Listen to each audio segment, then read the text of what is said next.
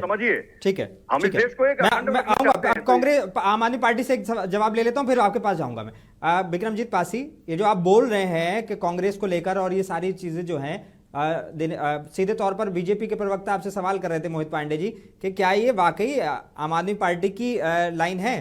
क्या ये अरविंद केजरीवाल जी कह रहे हैं इस तरह की बातें? देखिए, ऐसा है कि आज सत्ता में केंद्र में भारतीय जनता पार्टी बैठी है 2014 से, और 2014 से ये निरंकुश सत्ता प्राप्त करने के लिए लगातार संविधान की धज्जियां उड़ा रहे हैं। और जब इन्होंने, अभी पांडे जी आराम से सुनेगा, मैंने आपको आराम से सुना।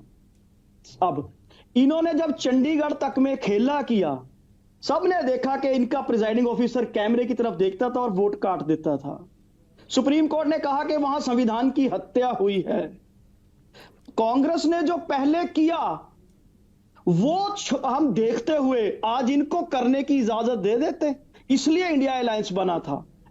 और इंडिया अलायंस भी इनकी जो निरंकुश सत्ता है उसको कंट्रोल करने के लिए बना। अब दूसरा, इन्होंने केजरीवाल जी पे सवाल उठाए, तो मैं इनको बता दूं कि सीबीआई को तो पिंजरे का तोता पहले ही सुप्रीम कोर्ट मान चुकी है, और ईडी को आप बना चुके हो इन्फोर्सिंग डिक्टेटरशिप एजेंसी, और उन्हीं का इस्तेमाल करके आपने एक झूठा केस फ्रेम किया केजरीवाल जी के खिलाफ। मुझे आज पांडे जी, मैं आपके चैनल से इनसे निवेदन करता हूं, संविधान की वो धारा दिखा दें कि कहां लिखा है केजरीवाल जी को इस्तीफा देना चाहिए था। और दूसरी चीज, सुप्रीम कोर्ट ने कौन से आदेश में कहा कि केजरीवाल जी इस्तीफा देते, और केजरीवाल जी ने उसकी अवहेलना कर दी। बैठ के झूठ जितना मर्जी। अब अगर संविधान की धज्जियों की बात करती है ये ईडी को इन्फोर्सिंग डिक्टेटरशिप बनाने वाली एजेंसी, तो मैं बताता हूं कैसे। रंजन गोगोई जी को भारतीय जनता पार्टी के मीडिया सेल के जो एक्स संयोजक थे हर्षद पटेल, उनको गुजरात विद्यापीठ का कुलपति बनाया। यह है संविधान की धज्जियां उड़ना।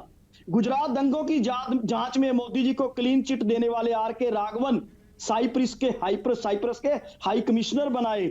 फर्जी इनकाउंटर केस में अमित शाह जी को बरी करने वाले जस्टिस सदाशिवम केरल के राज्यपाल बनाए। सहारा बिरला मामले में मोदी जी और शाह दोनों को बरी करने वाले जज केवी चौधरी केंद्रीय सतर्कता आयुक्त बनाए। गुजरात दंगों में पुलिस जांच को प्रभावित करने वाले राकेश अस्थाना सीबीआई के स्पेशल डायरेक्टर बनाए। फेक इनकाउंटर केस में अमित शाह जी के जो वकील थे यूयू ललित जी, उनको सुप्रीम कोर्ट का जज बनाया। हरण पांड्या केस में क्लीन चिट देने वाले वाईसी मोदी जी को एनआईए का हेड बनाया। कितनी एग्जांपल दे दूं मैं कि जहां संविधान की इन्होंने धज्जियां उड़ाई हैं भारतीय जनता पार्टी ने। क्वेश्चन ये आम आदमी पार्टी में उठाते हैं जिन्होंने अंबेडकर जी की फोटो भी लगाई, अंबेडकर जी की नीतियों का भी पालन किया। आज आप आके देखिए पंजाब के अंदर जो कांग्रेस भी रोक के चली गई थी ना जी, एससी स्कॉलरशिप, लंबे काफिले के साथ भी गए। आप चुनाव को लूटने का और खेला करने का कार्य करते हो। ठीक है विक्रम जी, धर्म को टारगेट के दूसरे धर्म की वोटा लेना क्या संविधानिक है?